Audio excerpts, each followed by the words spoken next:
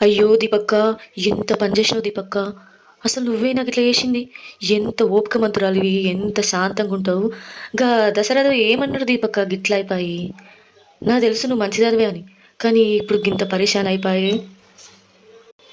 పాపం ఇంక దశరథు ఎవ్వరిని ఒక్క మాట కూడా అన్నాడు. నోట్ల నాలుక కూడా లేదు, గట్లుంటాడు ఆయన. అసలు ఆయనను గిట్లా నువ్వేమో కాలువలే అనబడితివి, ఆ బుల్లెట్ ఏమో వచ్చి అటు ఇటని నువ్వేమో పోలీస్ టౌన్లో పడుతుంది. నిన్ను చూస్తే గోస్ అనిపిస్తుంది వంటలక్క. మంచిగా వంటలు వేసుకుంటా ఇంటికాడ ఉండకుండా గా జోష్న ఎవరిని వేసుకుంటే నీకేంది, ఏమైతే నీకేంది, నీ జాగలో నువ్వు ఉండకుండా అట్టిగా దశరథ్ దగ్గరకు పోతివేంది. ఆడ జోష్నతో కిసులాటింది, ఆ గన్ను పట్టుకుండింది. నువ్వు కూర చెంచాలు పట్టుకోకుండా గన్ను ఎందుకు అక్క నీకు. ఆ గన్ను పట్టుకుంటేవి నువ్వేమో కాలువలే అంటివి, అదేమో వాళ్ళేమో కాల్చిన అంటున్నారు. అటు ఇటని ఉత్తగా పాన మీదకి వచ్చాయి. ఇదేమన్నా మంచిగా ఉన్నదా. అటు నీ పిల్ల కూడా ఎడుతుంది, అమ్మ ఇప్పుడు వస్తుంది, అమ్మ ఇప్పుడు వస్తుంది సవరేయడం బట్టి. అటు ఇటని పిల్లకు సెలవులు కూడా రాబట్టి నువ్వేమో జైలు ఉంటివి. గా టౌన్లోకి వెళ్ళి ఎట్లొస్తావు, ఈ కార్తీక్ బాబు ఎట్లా తీసుకొస్తాడు.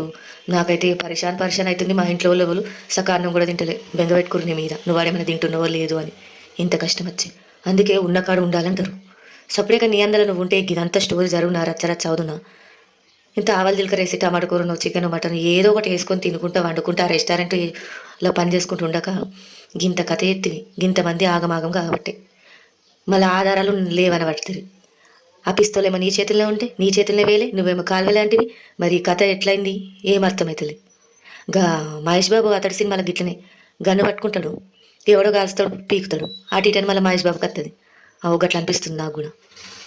ఇక అయిందేదో అయింది, కానీ జల్దీ ఎట్లనన్నా నువ్వు బయటకు రావాలి అని మేము కోరుకుంటున్నాం. లేకపోతే ఇంట్లో కూడా ఆగమాగం అవుతారు. మా అమ్మమ్మని అయితే రంజ పెట్టుకుంది, బిడ్డకి ఎంత కష్టం వచ్చిందని. కొంత పాపం సౌరకు సెలవులు, అసలే ఎండాకాలం సెలవులు. ఆమె అసలే పెద్ద ప్రశ్నలు ఎత్తది. అమ్మ ఎటు పోయింది, ఎప్పుడు వస్తుంది, ఏడున్నది, ఫోన్ మాట్లాడు, మనమే అమ్మ దగ్గరకు పోతాం. ఓ ఒరిస్తుంది కార్తీక్ని. ఈ కార్తీక్ బాబు ఉన్న నిజం చెప్పలేక అబద్ధాలు ఆడలేక కింద మీద అవుతుండు.